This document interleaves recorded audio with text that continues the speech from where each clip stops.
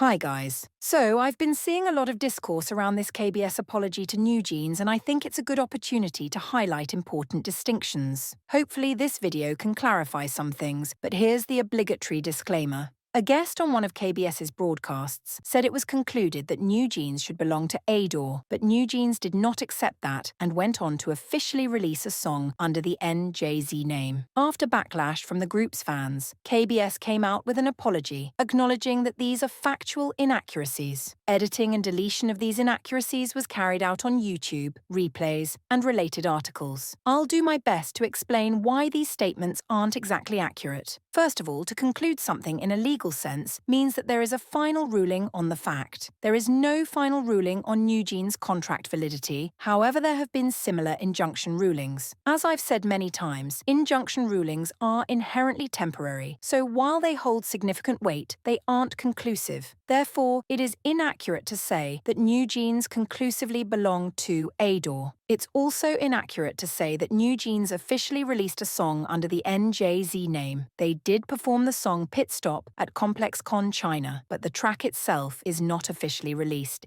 Artists perform unreleased material all the time. Performing a song is not the same as officially releasing it. These distinctions probably feel pedantic, but they do matter in a legal context. KBS apologized not just because they were wrong, but because they had to. The laws around defamation in Korea are pretty stringent, so big media organizations can't just broadcast anything, even if it's from a guest. In their statement, they ascribe the inaccuracies to a misunderstanding of the injunction rulings and the content of the main lawsuit. They vow to make better efforts toward fact-checking in real time. Now, a more accurate way of expressing the sentiment of the guest would be to say that NewJeans are currently bound to ADOR by the Seoul Central District Court's injunction ruling. The court then found that NewJeans performing Pit Stop at ComplexCon China under a new name was a violation of this order, prompting them to approve an indirect enforcement application filed by ADOR. These actions seem to indicate NewJeans' initial unwillingness to accept the injunction decision. This is what I mean when I compel you guys to keep a level head when passing information. This is now a legal matter, and things are not as black and white as many would like it to be. Failure to grasp that nuance leaves you liable to misinformation or spreading it yourself. There's nothing malicious about misunderstandings, of course. I mean,